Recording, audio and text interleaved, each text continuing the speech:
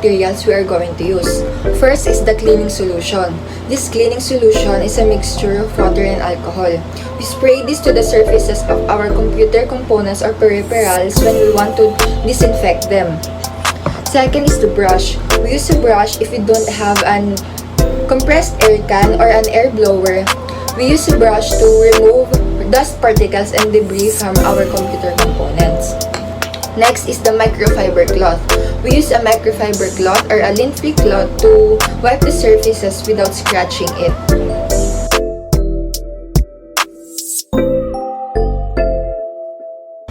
So before anything else, we need to make sure that our computer is unplugged so we can avoid being electrocuted while cleaning it. So the first one is the monitor or the screen of your laptop or computer. We need to have our wiping cloth and our cleaning solution. So for this, we will spray our cleaning solution to our microfiber cloth and not directly to the screen. So we will wipe it.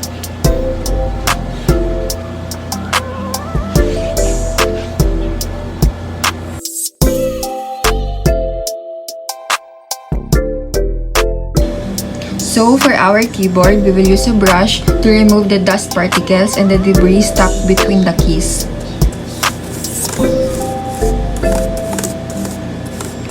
We need to make sure we brush every corner of it.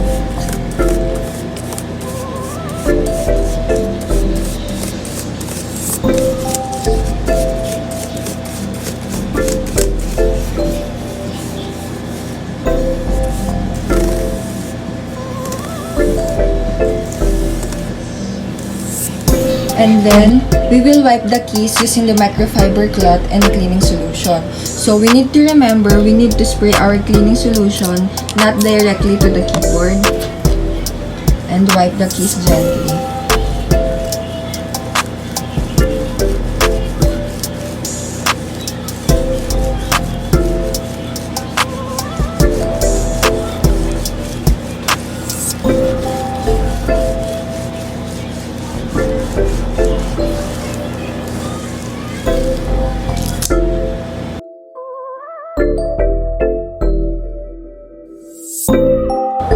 So for our mouse, first we need to make sure that it is unplugged. Then grab your microfiber cloth and your cleaning solution and make sure not to spray the cleaning solution directly to the mouse. Spray it to the microfiber cloth. Then wipe the mouse gently.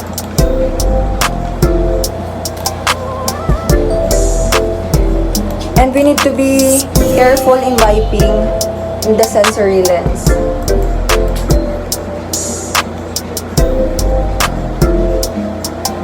Then, wipe the cord of the mouse.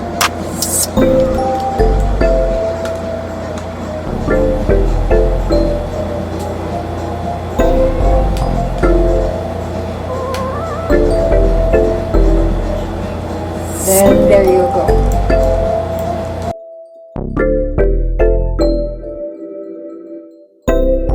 Go to your computer settings. Click Apps. Then, select the application that you want to uninstall. Click it, then click Uninstall. Wait for the process for your desired applications that you want to uninstall.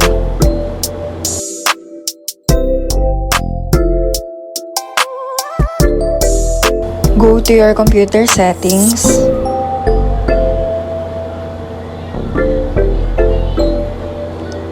Choose Update and Security option. Then from the left side, select Windows Security. Then click the Virus and Threat Protection.